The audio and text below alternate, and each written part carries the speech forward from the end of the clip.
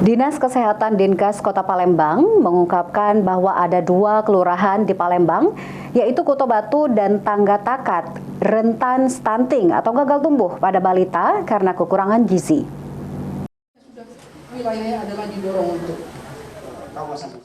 Ada 2 kelurahan rawan balita gizi buruk menjadi sasaran program penanganan stunting Pemkot Palembang, yaitu Kelurahan Kuto Batu dan Tangga Takat, tepatnya di pinggiran Sungai Musi. Hal ini diungkapkan Kepala Dinas Kesehatan Kota Palembang, Fenty Aprina, saat menghadiri penyuluhan keliling stunting bersama Fakultas Kesehatan Universitas Sriwijaya. Menurut Fenty, stunting akan menyebabkan kualitas sumber daya manusia menjadi rendah. Oleh karena itu, pemerintah Kota Palembang terus melakukan percepatan penurunan angka stunting.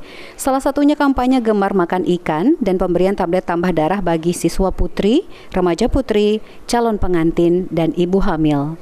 Selain itu, Dinkes Kota Palembang melalui para kadernya di tiap desa dan juga RT mengoptimalkan peran posyandu.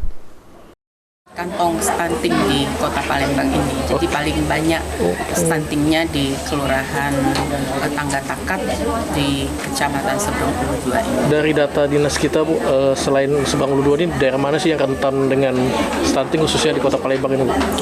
Jadi memang di Kecamatan Kertapati juga stuntingnya cukup banyak, kemudian juga di Kelurahan berapa Ilir itu yang Batu Kuto Batu ya, di Kuto Batu ya, banyak juga di seberang Ilir yang pokoknya yang memang dengan sungai-sungai ya, 8 Ilir seperti itu.